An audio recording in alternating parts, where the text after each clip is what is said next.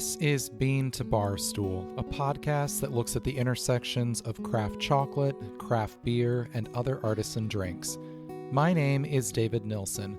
I'm a professional drinks writer, an advanced cicerone, the author of Pairing Beer and Chocolate, and the creator and host of this show. The music for this episode is by my dear friend, indie folk musician Anna P.S. You can find out more about Anna's music in the show notes or on annapsmusic.com. You can find links and information about our guests in the show notes as well. I hope you enjoy this episode of Bean to Barstool.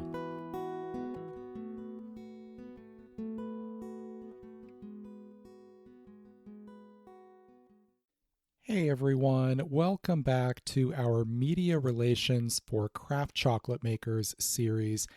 I've been a full-time food and beverage journalist for about a decade now, and my wife and business partner, Melinda Guerra, has been a freelance PR professional helping brands tell their stories and connect with media for even longer than that. And in this series, we'll be sharing what we've learned over our careers to help craft chocolate companies of any size identify their stories, communicate them to media members and outlets, gain new customers, and keep the ones you have curious. In part one, which you can listen to now or read in blog form, we talked about why media relations is so important no matter the size of your chocolate business and why you need to have a strategy for this. It doesn't matter if you are your only employee or you have 100 employees. This is relevant and accessible to your company. Today, we're going to talk about identifying stories, understanding what constitutes a story, and what constitutes media coverage. So let's start with that last one. When you think about media coverage, you might have one particular thing in mind, but media opportunities are a lot more varied than you might be thinking, both in terms of the topics that different media outlets are going to cover and the format or medium of different media members or outlets. There's legacy media, local media, broadcast media, print media, online, social media influencers, bloggers, podcasters. You've seen a resurgence lately in independent print media within the food and beverage space, which I'm very excited about. So you might think of just talking to a reporter or reaching out to your local newspaper, but there's actually a wide range of potential options when it comes to working with the media. Some of those will be very general in their coverage. Some are craft chocolate specific. Some are local to you, so there's an immediate connection. For some, you're going to need to do more work to identify why they should cover your brand. If you recognize the importance of leveraging media members and outlets to share stories about your company, you likely have specific things you want them to share with their audience. It can be easy to think about media coverage as a form of free advertisement. And while it's true, there can be some overlap in the benefits between media coverage and advertising, most notably visibility. They aren't the same thing, and it's important to understand and have accurate expectations when you're going into this. In Melinda's work as a public relations professional, she works on her clients' behalf to get their stories or news out to media outlets. Depending on the needs and desires of a client, that might mean paid placements, or it might mean seeking organic coverage of some kind. It's important to understand the differences, so here's Melinda to explain what's what when it comes to broad categories of media coverage. As a publicist, my job is to help clients get their information or stories to their intended audience through the media. This is media coverage that reaches current customers and potential customers and makes them think positively about my client. Media coverage can be paid or it can be free. Paid coverage generally takes the form of an advertisement. Sometimes you're getting an advertisement as part of a sponsorship package, but usually you're paying for it directly.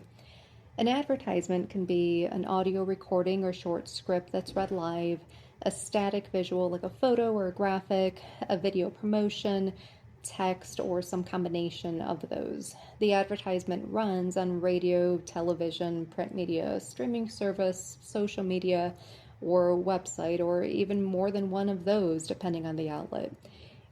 In exchange for payment, the client gets complete control over the message in an advertisement. They get to choose the photos, title, tagline, actual language for the ad, and often even the day that the ad runs. For TV and radio, they can even zero in on a time of day to reach a certain target audience. So, paid advertising can be an important and guaranteed way to reach customers. Free media coverage is different. When you get media interested in a story, they tell that story for you for free. You lose control over the copy and the details and those specifics, but you gain a reliable messenger, and that's really important. Customers pay attention differently to stories that are run by the media. When you have a media outlet that's publishing or airing your story, that tells the public that this third party thought you were interesting, so maybe you are worth paying attention to. We also call this earned media. It's earned because it takes work. There's some work to gathering interesting potential stories, figuring out what media outlets or journalists might be interested, researching how to contact them, and then pitching them your stories in a way that makes them interested. It's work, so when you succeed, it's not just free media, like it's a thing that fell into your lap. It's earned media. You put in the effort, and now your story is getting covered. There's also actual news coverage. So maybe your company is hosting a major event or is doing a big release in conjunction with the city, and there are going to be VIPs there, or maybe even the mayor is going to be speaking at your event. Sharing this kind of news still requires some work. You have to know who to contact and how to contact them, but you're sharing an actual news item, and that's often done through a press release or a media alert. So, when you're beginning to think about media coverage, you're wanting to keep in mind these three potential types of coverage: paid advertisements, earned media, and news coverage.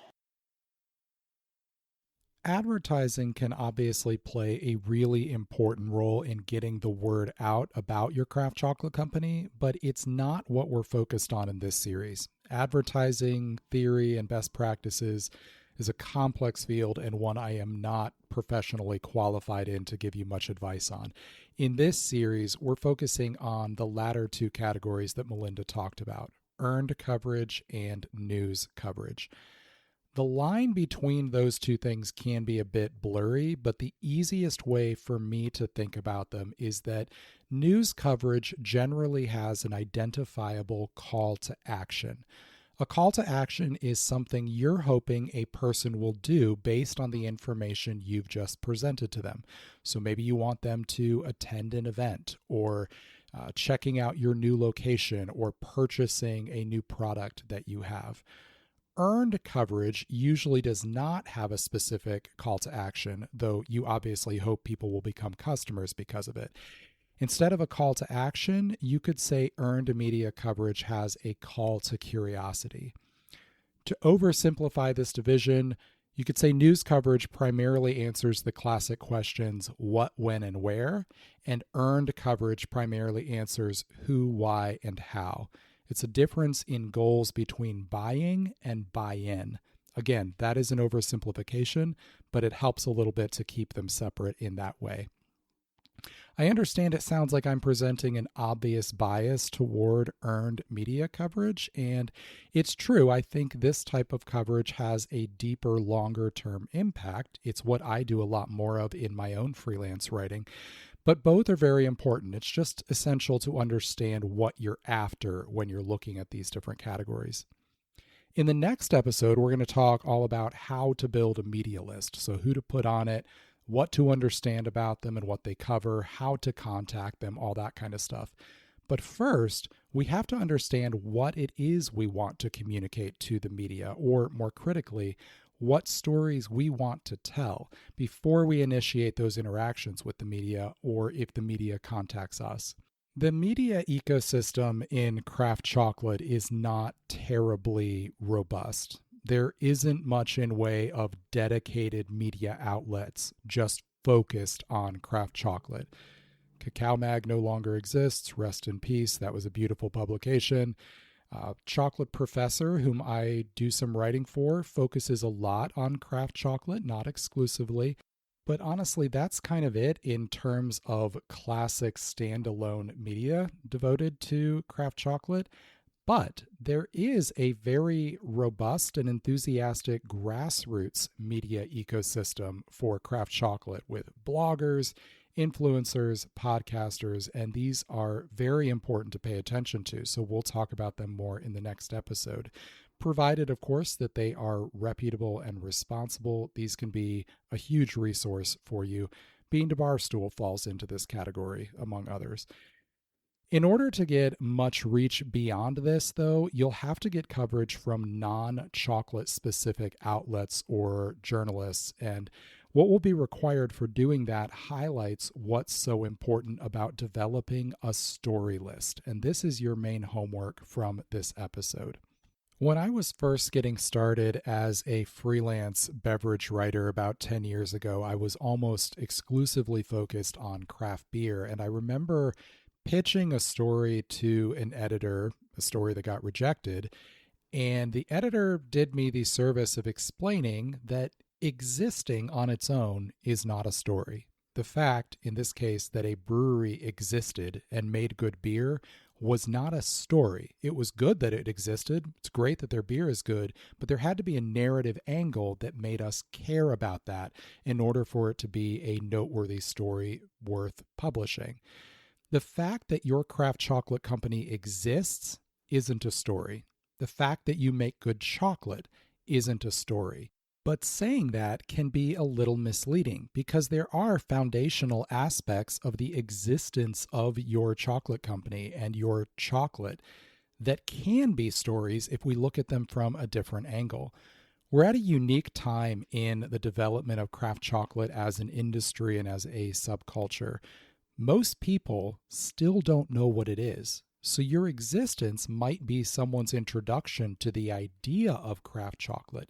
Things that feel foundational to the very concept of craft chocolate that we have trouble separating from the existence of craft chocolate as an industry, as an idea, are quite unique when you take a peek from outside the craft chocolate bubble. So things like, and we're going to get into this list in more detail in just a moment, but things like cacao sourcing, farming, how chocolate is even made in the first place. When we're working in craft chocolate day after day, especially those of you who are in production, so you actually are a maker, you're working in a chocolate factory making chocolate, it can be easy to gather up all of those details of your work into a single indivisible concept, an irreducible complexity where it feels like, well, without all these things, there's no such thing as craft chocolate, so those aren't really unique. But any one of them, or even all of those individual details, might be noteworthy to somebody unfamiliar with how and why craft chocolate is made. Any one of those might be the hook that grabs somebody's curiosity, even though they seem somewhat mundane or routine to us. The trick is to step back from what you do every day or every week and start looking at your business, your work, through the eyes of someone who's never heard of craft chocolate or who is new to it and just discovering what's involved. What would make them pay attention to you? What is it that stops you from scrolling to pay attention to a business or an individual on social media in a field that you're unfamiliar with? What was it that originally hooked your interest in craft chocolate or in a particular craft chocolate business? Existing isn't a story, but sometimes we gather up too many details into the concept of existence and we erase potential story ideas in the process. We'll be right back. Hey everyone. Getting a Cicerone certification is an amazing way to raise your beer knowledge and can be a game changer for your beer career. But how are you supposed to find the time to prep, and how are you supposed to know exactly what to study? Don't sweat, because the Beer Scholar has you covered. The Beer Scholar is a sponsor of Bean to Barstool, but I can tell you from personal experience years before I was doing this podcast how helpful the Beer Scholar study guides are. They offer efficient online courses for levels 1 and 2 that cover everything you need to know, tips and tricks for how to pass the exams, and include live weekly Zooms to taste and discuss classic beer styles together. They even have a new coaching program for the Level 3 Advanced Cicerone exam. I used the Beer Scholar study guide to pass my Level 2 exam many years ago. I wish the Level 3 had been around when I took that exam. I had to do it on my own. Wish their study guides had been available for that at the time. The vast majority of certified Cicerones in the world today have used Beer Scholar to help achieve the goal of passing that exam. If you are ready to take your beer career to the next level, visit thebeerscholar.com and check out their online courses.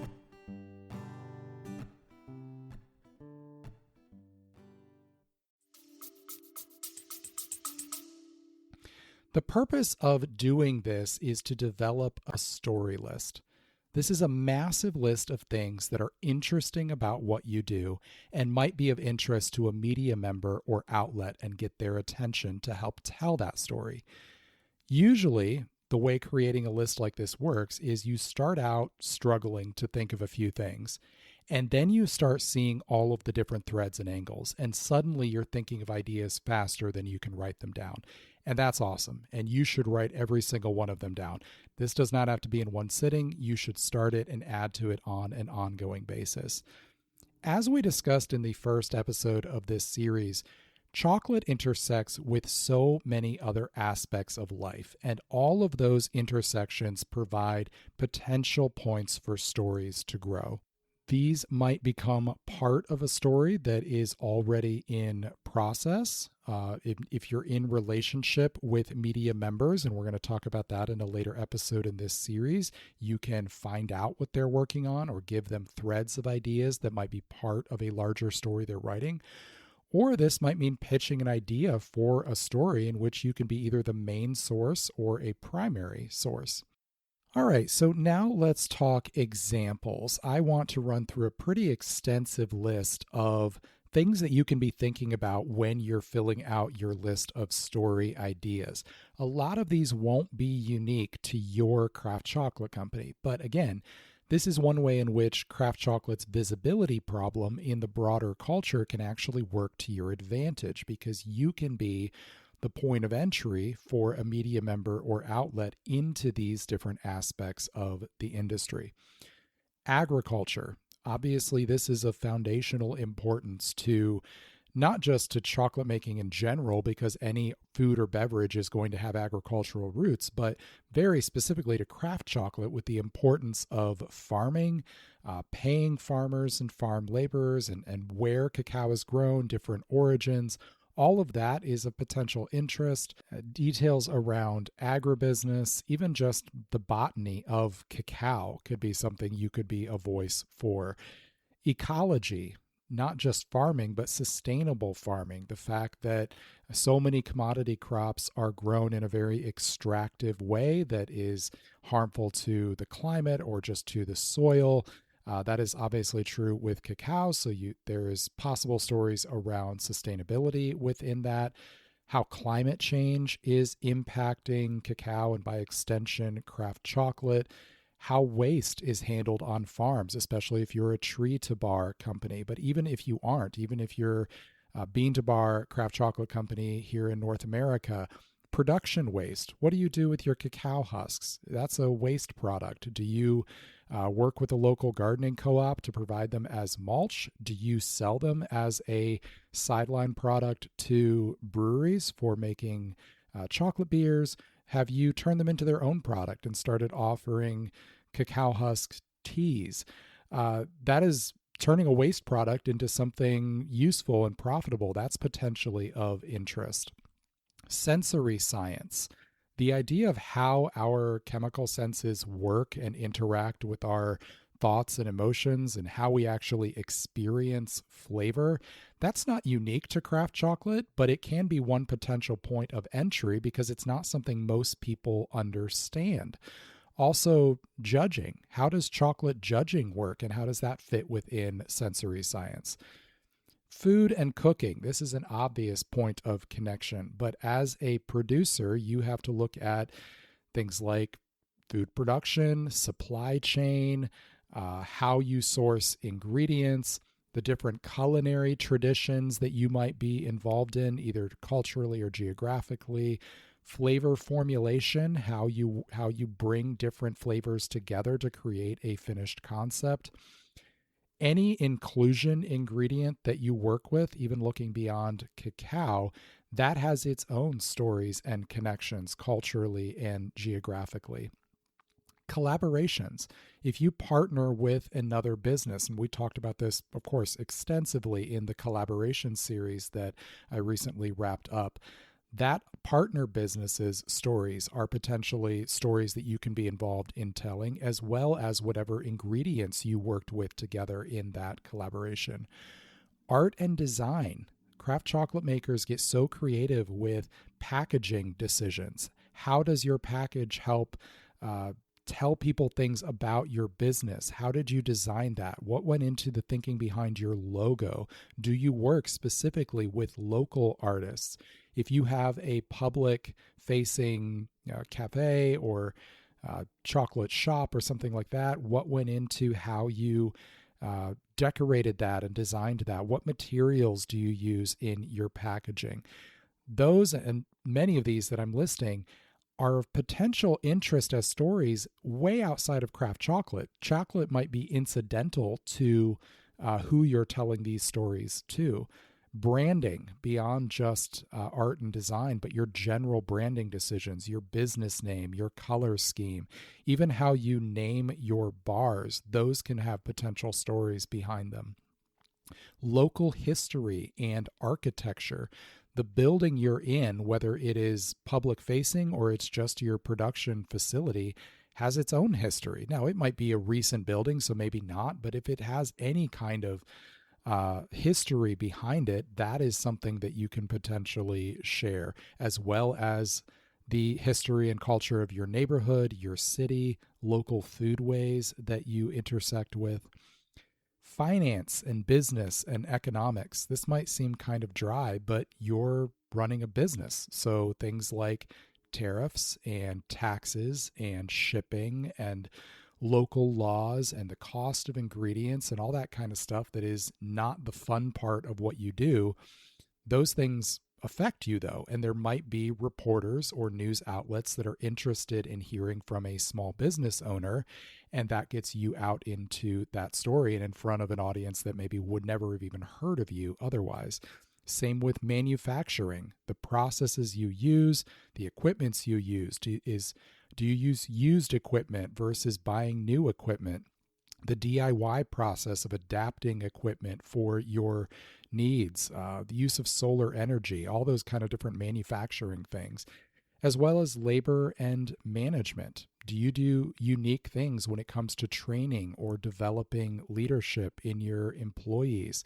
How are you handling succession planning down the road? In craft beer, which is an older industry than craft chocolate is, this is something we've been seeing over the last decade, is breweries that were started in the 1980s with no end in sight for those founders.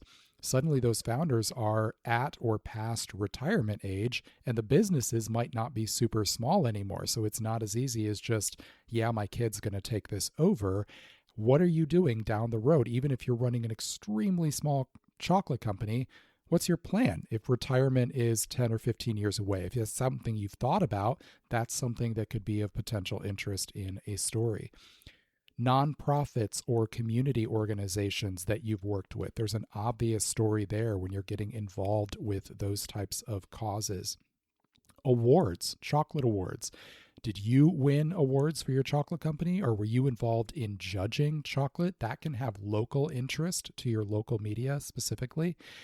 And then looking at people, which are the most important part of your business, the founders. So if you're a founder of your craft chocolate company, your professional and educational backstory is of interest. Your hometown is noteworthy, especially if you have left it. Your personal or cultural journey or identity, if you're part of the LGBTQ plus community or you're a part of a minority group, maybe you're an immigrant, if you're a member of a group that has an awareness month, that is potentially noteworthy to media outlets or members within those communities or that are covering those communities, even if they couldn't care less about craft chocolate at the outset of this. The fact that you have a voice to share in that could be of note to them. How you journeyed to starting this business, if there is something noteworthy in that. Any creative outlets that you're involved in outside of chocolate, so subcultures and hobbies that you're a part of, whether it's quilting or painting or music or roller derby or ultimate frisbee, if there are any kind of media outlets, even on a small level around those things, they might find your professional work of interest as well. And then, and this mushrooms out very, very rapidly from the founders, your staff members, if you have employees, with their permission, any of the above as it pertains to them can also be potential stories related to your business. And then, and I alluded to this at the beginning, craft chocolate itself. Some of this ties in above with some of those different categories I got to, but craft chocolate itself has a story and stories, and you can be the conduit of delivering that overarching narrative to a media outlet or member for the first time. These are just examples. There are so many more. What I want you to do, your homework project for this, and I would say is where you need to start. The reason we're doing this as the very second episode before we get into actually directly working with the media, the most important thing you need to do right now is start a giant, no wrong answers, sprawling list of potential story ideas. Just a wild list of ideas, everything you can think of. Use those jumping off points that I just gave, but you obviously can think of more things beyond that. Start thinking about anything that is potentially noteworthy or unique or interesting about your business, as well as the things that aren't necessarily unique to your business, but might be new information for somebody encountering craft chocolate through you for the first time. You're going to be thinking about topics that aren't chocolate specific necessarily, but still tie in with your business. Don't just make this list by yourself. You can start this list on your own, but then ask your staff, get some ideas from your employees. What are the things that they find interesting about their work or about your company? When a friend finds out that they work for a craft chocolate company and says, yeah, that's cool, what is it that they say in response that kind of verifies that? Like, yeah, it is. I get to do such and such, or did you know such and such? Reach out to your staff and ask them for ideas. Also ask other shareholders that aren't maybe directly involved with the business. So your family members or close friends, people who have an investment in the business, whether literally from a monetary standpoint or just socially and emotionally, but aren't directly tied to doing the work every day. Ask them about the things that they think are interesting or noteworthy or what got their curiosity initially about what you do. You can even ask some of your best customers, those customers you know on a first name basis who are loyal and come in regularly or order from you regularly, you interact with online all the time, whatever it is. Ask your best customers. What is it the things they tell other people when they're talking about your business, or the things that makes them come back to you, that makes you different from another maker? Source this from a pretty wide group, as wide a group as you're able to, and just make this massive list. This isn't where you're going to stop. Now you have a huge, massive, sprawling list of way too many ideas, but don't make any of these wrong answers and keep them off the list. Add everything to it you can. The importance for most of these things is going to fall into potential stories in that earned coverage category that we were talking about earlier, but we also talked about the fact that news coverage can be important as well. When it comes to news coverage, making a list does not work quite the same way because, again, we're looking at a specific call to action typically in that case, and it has a shorter lifespan. So what I would encourage you to do if you want to be prepared for pitching those types of news stories is to look at your calendar going forward. Look at things like events you know you're definitely going to host, or that you are probably going to be involved in, seasonal releases or seasonal changes in your business, anything you know coming down the road that is going to have a time-sensitive news quality to it. You can go ahead and right now, before you get to the rush of that, go ahead and start making that list so that you can be prepared for sharing and pitching those types of stories as well.